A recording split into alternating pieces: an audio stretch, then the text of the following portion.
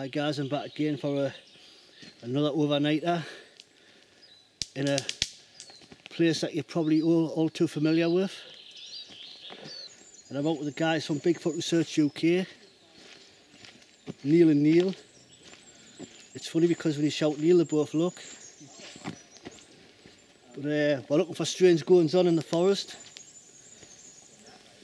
And these are the guys you want to be with if you want to look for strange goings on.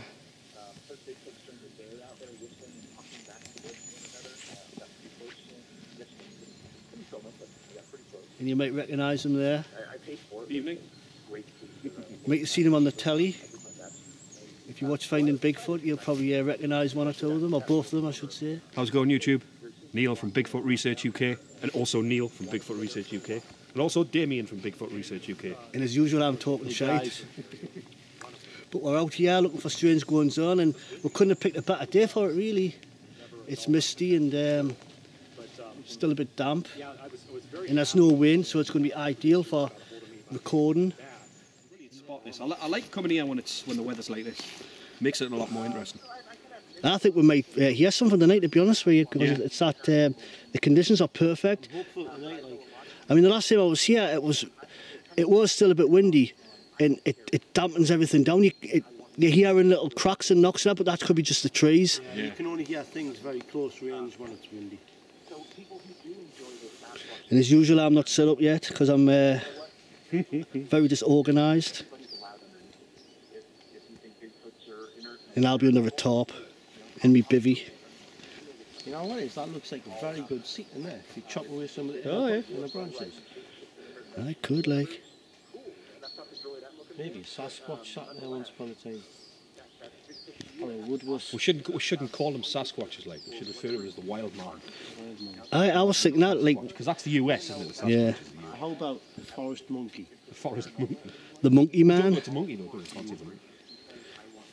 At the end of the day, they're forest people, aren't they? Or I mean, I don't truly know what they are, to be honest with you, because they could be. Me neither. They could be like. Not until I have a close range sighting. I mean, for all we know, there could be supernatural beings or whatever. Yeah. Because, let's face it, 11 square mile forest, and surely you should be able to see, them sometime. They can't hide forever unless they're living underground or anything. Yeah. But I mean, they could live underground. But like up towards Rossbury, where like Craigside, up Simonside Hills, that could be like caverns or something like that. But I don't know. Yeah, that would make sense, wouldn't it? They're hiding up there. And maybe they come down here for the food, the sheep in the field next door here. Well, it's just like why go trying to run down a deer when you've just got a larder over there? And it's all fresh meat, just waiting for you to go and get your bait. It must be easy to catch as well. Cause and I found stupid on this. When I was a bear, we used to go and chasing sheep. It was like when I was with 10 or something, we used to chase them. They'd run so far and they'd roll on their back. Like what a dog would do, would play, like it would just submit with its legs up in the air. I mean, so I mean, easy to chase one down, but I found like sheep skulls in here and sheep remains, and I found like it was a fetus, like a tiny little, it was smaller than a lamb. It had to be a fetus, so it must have been in the mother, or it was just born. Yeah. And how did it get in the forest? Like 500 metres away from the field. Right, that's very, very strange. But like, I mean, you guys got me into this place, and I was a bit of a disbeliever at first, but now I've come here and I've spent a bit of time here. I'm starting, in fact, I'm 100% sure there is something unusual going on. But what it is, it's got to be some kind of creature. It has to be. Yeah. Because it's got to have hands, it's got to be taking stuff out of the field, because there's sheep remains. We're finding, like fern, skin up trees. I know it's got hands by the hand flap response I got in the wood knot ones. Yeah. But there's definitely something here. I don't think it's a Sasquatch like the US. I don't think it's not something of that sort of size. But there's definitely something strange going on in this place. Yeah, definitely. And I can smell that smell from the food there, that's just kind of wafted through the forest, that. Well, this is what we tried to do on Finding Bigfoot with Matt up at the top of the woods. We tried to do this. Yeah. This sort of didn't follow what we were trying to do. So I had just for the camera, had a couple of crappy bits of chicken on a little pissy barbecue.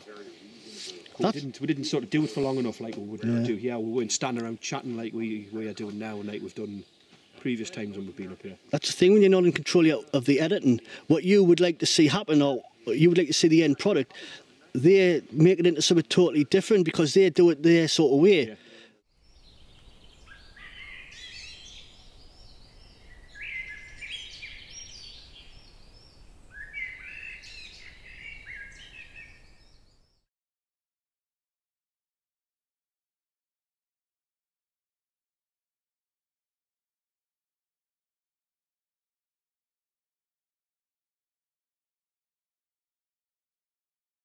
Well, we've got our camp set up then, it's all sorted. A quick look around. Looking good. I already know there's a few tinnies and some bait on the go. And for Neil not to set fire to his face. Aye, for Neil not to set fire to his face and hopefully get some sounds recorded and hear some strange activity and look for strange goings on in the forest. Because I'm convinced there's something here now, like, and I'm out with the two guys that know all about it. From Bigfoot, Bigfoot Research UK. Bigfoot Research UK. A couple of genuine guys, I've got to say, and I didn't think they're bullshitters because I've met them and you know, they come here regular and like I've said loads of times before, they're not. I don't think they're tricksters or whatever, or hoaxers, that sort of thing. I think what they've seen is something going on. And well, actually, have you seen how it tells the crack? I'm really interested. We've heard noises. We've been stalked in our camp. One of the highlights for me through the night was the clicking sound, and followed by that was this identical whistle. But that 2, 3 in the morning. There's no birds around. Nobody looking for that dog that time in the morning. No. Not around here. But we got one night when we camped just a little bit further up from where we are here. We camped one night in there, and that was one of the craziest nights for me. He was asleep, but we had his phone on and we were listening to the Sierra recordings. All right. We're playing them sounds out from his phone, and there's the chattering noises that they picked up on that recording, and then we turned it off. We camped down for the night. We went in the tent, shut it all up, and that he was sparkled and drinking all the beer. As usual. And I was just lying there, just listening to these recordings, and I turned it off. It was time to go to sleep. And it must have been long afterwards, and I could hear these noises outside, and it was the same sort of chattering, weird noises that we'd been listening to on the recording. And I'm thinking to myself, I'm asleep. Oh no, I'm just asleep. I'm just dreaming about this. And I thought, hang on, this thing's still playing, man. And I went to turn it off, and it was off. It wasn't playing still. I'm thinking, I could hear these noises outside. And it went on for a good 3-4 minutes, maybe it's a little bit longer. I'm trying to wake him up. So I'm thinking, I'm dreaming here, this can't be real. I'm trying to wake him up. And I'm thinking, well, am I asleep? And I'm just trying to, like, I thought, well, I'm going to stay awake. I'm going to make sure that I'm actually awake. And I woke him up. By that time, it had stopped. And I was definitely awake. I was still awake when he woke up. But I could hear those chattering noises, and it was bizarre. But it was exactly like what was on that recording. And it was just, that was one of the weirdest for me, that. And about 2 hours later, I woke up through the night and heard one loud power knock about 200 yards that way. Which is what I've heard. I've heard a power knocks through the night. Wood against wood, one knock. But when we were up there, when we were up the top end, when we camped out under the stars, and we just sat around our camp just doing what we're doing now, having a bit cracking that, the food and drinking and barbecue going and everything. And we could hear noises coming from like just the bottom of the track and around the corner. You could hear the noises in the bushes, and they sort of made their way up. The noises got closer and closer, didn't it, to where we were? Stuff started getting thrown, didn't it? And there was stuff coming out of the bushes, and we were doing some knocks on the trees, and we could hear rustling in the bushes beside us. And then there was a growl come from the bushes, wasn't it? And then we all just looked at each other and were like, oh, what the But that was really good, and it was good when we actually had Adam Davies with us at the time when that happened. That was the night when I woke up through the night, heard something stumble out in front of the tent, like it stumbled down, you know, the fire ditches. Yeah. It stumbled down. That something did. What time of year was that? Was that like in the winter? It was April. I About can't April. Because I know you've said about the activity. You tend to get more activity in the colder months. Yeah. Snow. It's when it's snowing. It's good when it's snowing. Especially when it's like this, misty, light drizzle.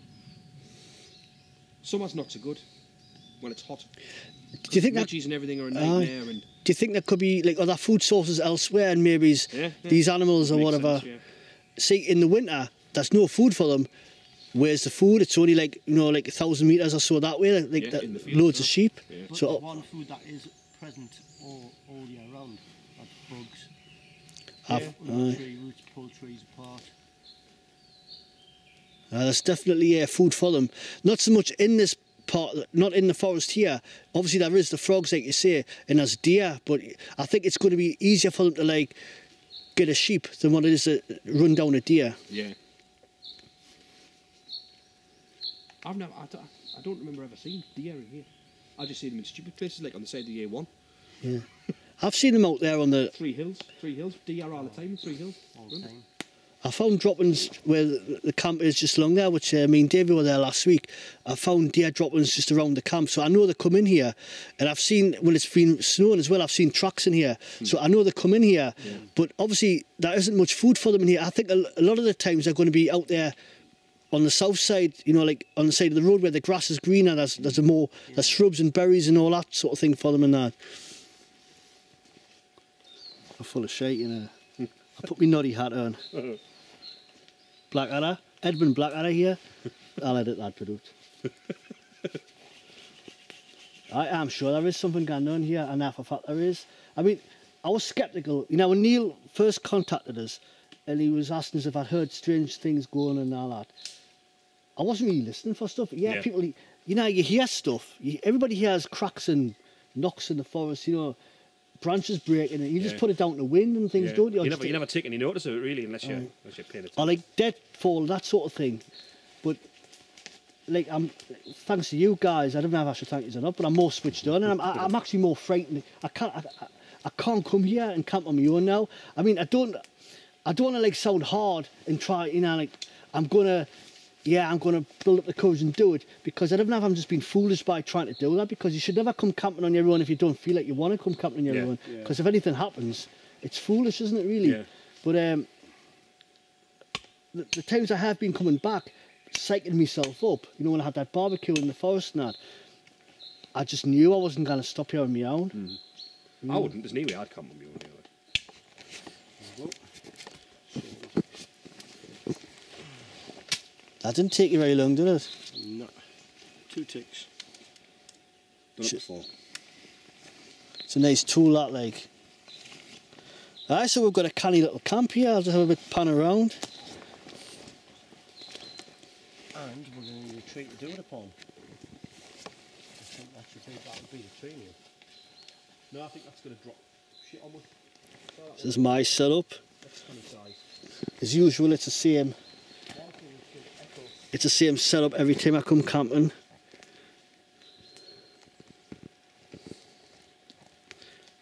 Neil's going to go and do a test knock.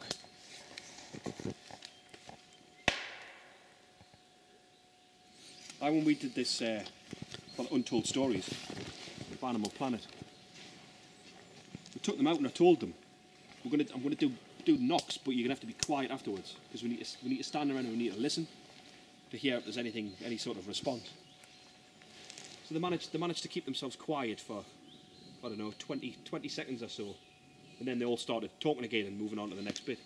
But there was one of the guys of the crew standing much further back from everyone else, and he pulled me up and he says, by the way, I heard that noise. I heard the response to that right in the distance. But of course the microphones are meant for picking up voices, not background noise. They're purposely designed to block out background noise, so like it wasn't picked up. They're a shotgun, like a shotgun mic or a lapel mic, just for your speech. Yeah. So that it wasn't picked up by any of the sound. Yeah, no one else heard it, only this guy. Yeah. Because everyone started talking, but he was sort of behind everyone else, and he heard it. You see, like. But of course, it wasn't mentioned on the show. There was no mention of it. That was a lot of things not mentioned. I mean, I would, like I said before, it would have been better to hear, the evidence with the sheep kills, the sheep remains, that sort of thing. But I mean, I think the Finding Bigfoot show, it has a certain format. I think it's more entertainment. Yeah. I mean, I enjoy watching it. I mean, I still enjoy it. TV. But that's what all the American shows do the same thing, don't they? They all just follow the same format, no matter what, and they just stick to it. The fire's... Getting peckish again. I'm not even hungry yet, to be honest with you. Wait till later. I'm trying to bend down to pick this up, but I'm 41. 41 stone. Oh, 41 stone and 41. The wind keeps changing direction as well. It's just a slight breeze, isn't it? Yeah. The smoke's just more or less going straight up. Hardly any wind at all. This is a large bottle of beer, this like. What kind of beer is that? Corona. I don't really like lager that much, but I like this stuff. Right, so anyway, this is that's my setup there. You know, you've probably seen my setup before, just the usual carry-on, just a lean-to. And Neil's sitting under his... Staying dry. Staying dry. That's not where you're going to sleep, is it? That's just your city down area. And you're both sleeping in there, which is, you know, it's probably a good idea to be in a tent, because you're going to be a little bit less wet. It's obviously more protection. More safer. But if you're hearing noises through the night and you know, rustling around the tent, and all of a sudden a claw comes through the side of your tent, that, you know, to me that's more scary. I'd rather see what's coming than kind of like waiting for something to come through the side of the tent after us. I wouldn't see what was coming to me because I'd be asleep. But you've got to imagine the fact that as if you're asleep and this claw comes at you, at least when it gets through the tent, you're going to realise there's a claw coming after you. Unless you never wake up. Worst case scenario. Died in the field. All for the research. We come on what Adam was saying about when he was camping in America and he was at that tent video where it looks like it's something in a sleeping bag. Oh yeah. The critics are saying it's something in a sleeping bag. Yeah. And he was unnerved to the fact that you're asleep, you're kind of like, you can't protect yourself because you're basically asleep, you're dead to the world, and then something's creeping in a camp. How unnerving is that? Yeah. You've got no control over it. I mean, that's why he had us camp under the stars that time when he came here, because that was shortly after that had happened. That would freak me out, that like. But yeah, that was real. That happened. Why don't and that picture you can see in that picture that's not a dude in a sleeping bag. Why don't we do that then? Just put the tent away and we sleep on the tops. No. The thing is, when I look at... You can. I'm going to sleep in the tent. When I've looked at that picture, it looks like something in a sleeping bag, but it's blurred, and it looks like something's like smoke coming out. But could it be that because it's dark, the shutter speed, the cameras took a very slow shutter speed, and whatever it is being blurred anyway, which gives a false impression of what you're actually seeing? To me, it doesn't look like someone in a sleeping bag. No, if I've looked at it, I've looked at it closely, it does. You can see muscle definition, and it does. It's got like you see the trap muscles. I noticed that. It looks hairy, doesn't it? Yeah. Oh, I believe what he says. I mean, it's just, I'm just addressing what the critics are saying. I'm playing sort of like devil's advocate here. I mean, I believe there is something. Which so is a good position to be in, devil's advocate. She's a creepy, strange place, and you don't want to be here when it gets dark alone. You know, you want to be with a couple of friends, or you know, you've got to have some kind of backup if anything goes wrong, and whether it's somebody watching your back or whether it's a Yeti spear, which is what I've made here.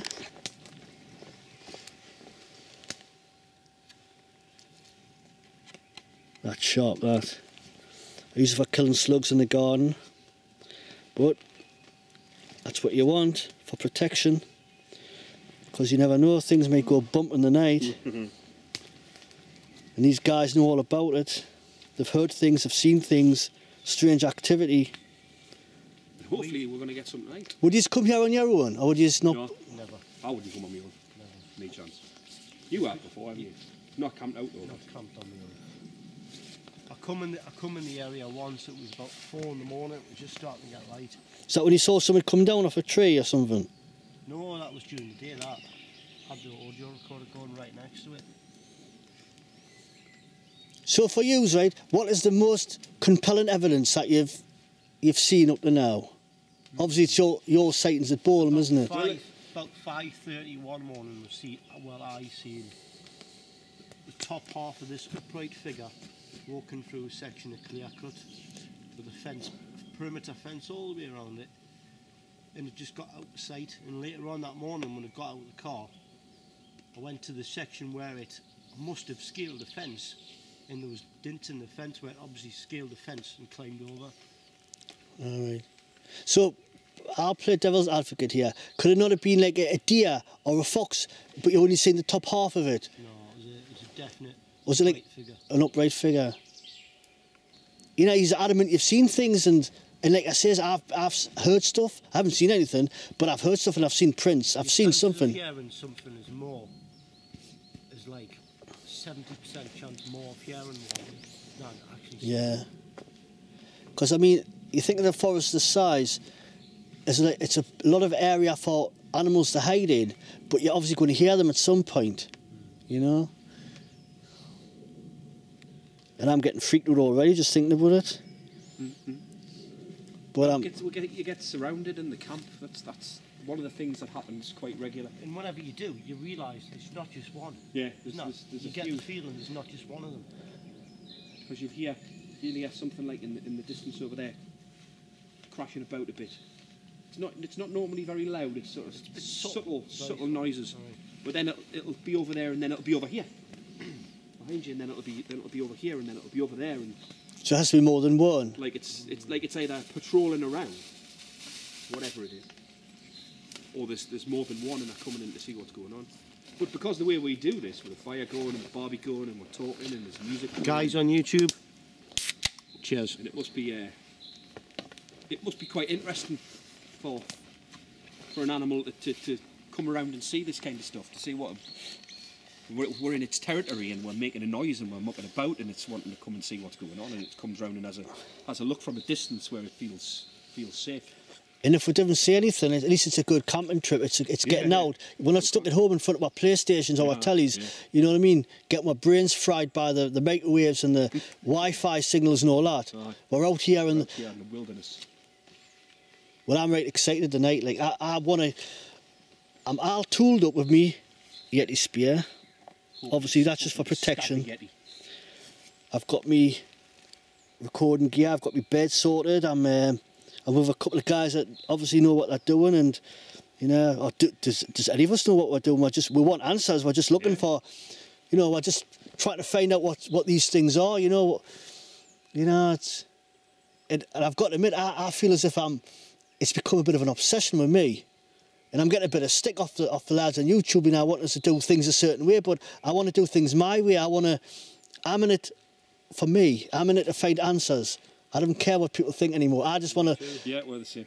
I just want to get out there, and I'm not bothered about the ridicule factor anymore. If we can find answers here and document every little thing, like weather conditions at the time of anything, then we can compare it with other experiences around the world. Then you might make up some kind of rhythm, a pattern. And there's quite a coverage across the UK now, from the Facebook groups, and obviously from the publicity we've had from the TV show. There's loads of people that are now coming forward and reporting stuff. It's popularised, hasn't it, the Bigfoot show, finding Bigfoot. Yeah. But which is what we wanted. That was the whole idea of doing it in the first place, was to get... It was mainly to show the guys in the US. Look, hello... We're here. This is not just London. This is the UK.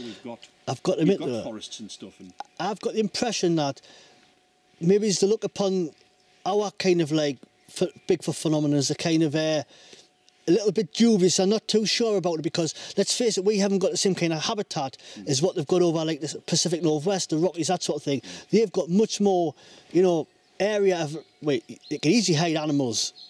You know, bigger country. Yeah. It's a continent, isn't it? Look at the lichen. I still can't get my head around the fact that there could be something here, but for whatever reasons, for what I believe or whatever, I know there was something happening, because I'm hearing sounds. I'm not seeing anything. I'm finding footprints.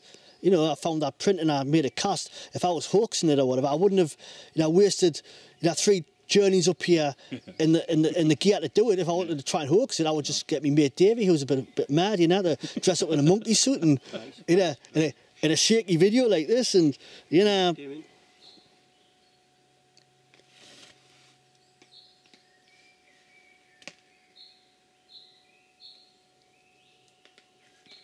was telling you about the noise I always hear, and I've got a call it once. It's like ooh. Oh yeah. I heard it in that direction. All right. While you were talking.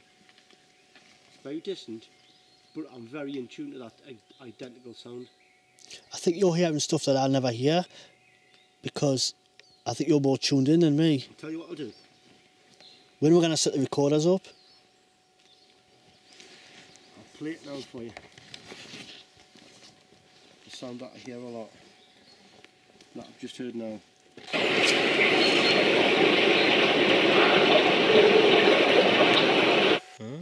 Yeah.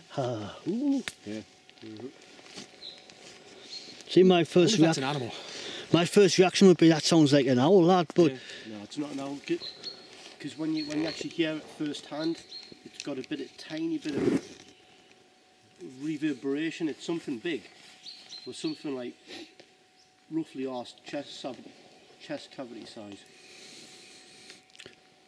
And sometimes sounds when they travel through the forest can change slightly, like reverberations, because it bounces off lots of different trees and that. Whoa! I guess you could call it a whoop.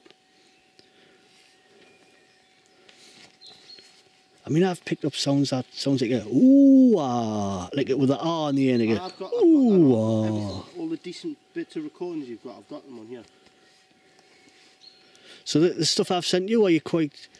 Do you think that it could be real? Some of them. Some of them, because I'm quite new to this, and I think a lot of them, especially the ones come dawn, could be farm animals, could be cows going ooh, or you know, or higher pitched and all that. But well, that time when we were at the top end, and we could hear the sheep in the field, the sheep bleating away in the field like crazy, and then across the other side there was another voice that was copying the sheep, and it was like us copying the sheep sound, not an actual sheep sound. Copying a sheep going mad, wasn't it? Yeah, it was crazy. You tell it wasn't a sheep. It wasn't an actual sheep. It was something copying it. Well, that was pretty bizarre.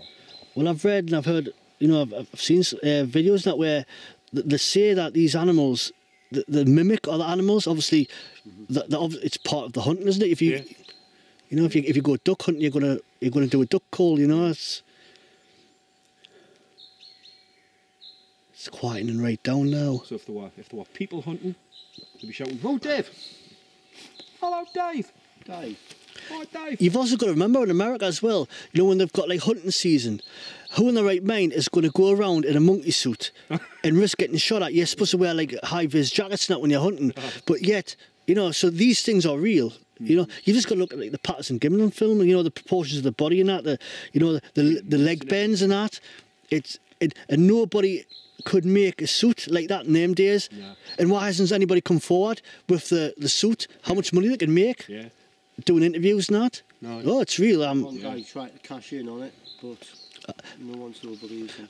People have come forward claiming to be the person in the suit, but they've more or less been debunked, haven't they? No evidence at all, is there? We didn't even know the exact location of the film site. Yeah.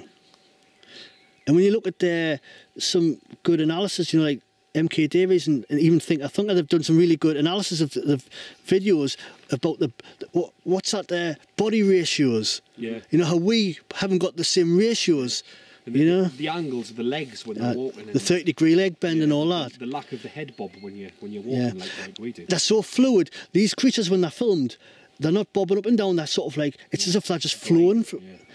And not making any, they're like ninjas, you know, like going through the forest and that. That's what we call them, forest ninjas. But in this country, we'll just have to call them the UK Wildmen, because that's what they are, the Wildman. But we're three wild men as well, aren't we? out on a quest. A quest of discovery to find answers. Squeal like a pig, boy. You got a cute little mouth there, boy. Wee! Wee! Wee! Squeal like a piggy, boy. You even look like him, don't you? Oh, you bastard!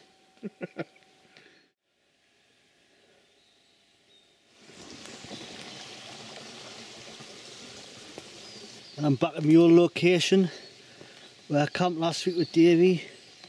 I'm going to leave some apples. Half the apples I've brought today I'm going to leave here, and half at the other location where I'm camping with both Neils. It looks like nothing's really been disturbed. In fact, nothing has been disturbed. Put a couple of apples on there and a couple of apples on top of the shelter, and then come back in a few days or whenever the next time I'm here and see if they're still here or whether something's took them. Time will tell.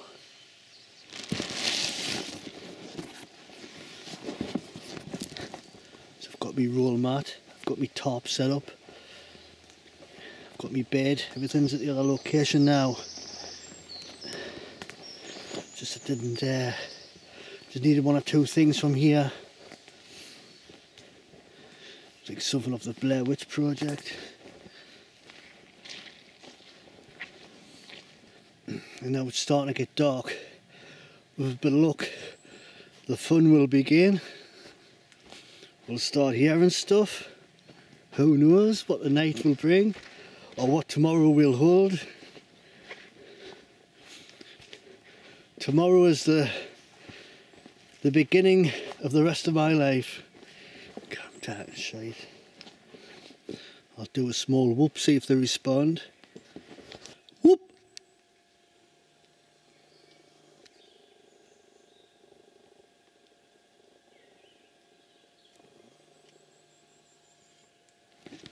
They probably didn't realise that was me.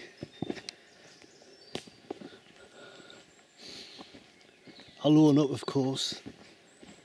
You hear that whoop? It was just me, like I did a whoop coming down. I waited to see if I get a response from you, but didn't hear no. I opened up to it straight away, obviously. Do you hear the baby cries? No. No, I had them on this thing. Might have been the Wildman. Might have been the Wildman. The fire's gone out. Was it? And Neil's used all of the fire lighters. That's typical, isn't it? So we need your bushcraft skills to sort the fire out. I know how to change a light bulb. I'm not very good at lighting fires. I'm sure we can knock someone up later, like a big roaring fire. Aye, that's what we need, something massive. Not one that burns the forest down. The thing is though, to get a good fire going for cooking, you've got to initially have quite a large fire, which let it die back. Yeah. The only thing is with spruce, it spits and the sparks coming off. You tend at risk at that, you know where the fire is there. You tend to get sparks in it. Right. Dudley. How many have I had? I only had 3, haven't I? 3 dozen. I've only had 1. I need some more. I left some apples at that other location. Alright. I was just sitting there for a while, just listening. And the mist is coming in, and it's dead spooky, and I felt happy because I knew that I had company in the woods. It's a different kettle of fish when you're in your own, you know. It's, but we were starting to worry because you weren't back. He's gone, where is he? Should have been back by now. Says what we'll do if he doesn't come back. Says we're gonna have to go and have a look. So now which direction you went? So I got up, I come over here to have a look, and then you were coming through. Well, didn't burn the shit out of these ones. Oh, right. Neil would make a good wife, wouldn't he? He's actually quite a good cook. I noticed the last time we were here with the barbecue and all that, he knew what he was doing, like. Oh, Neil's a good cook, like. Do you cook in the house? Do you do all the cooking in the house? Not all the time. I think it's great to share the rules, isn't it? I mean, I often wear the yellow marigolds for all that. You can't be off, so you have to do the cooking. That's one.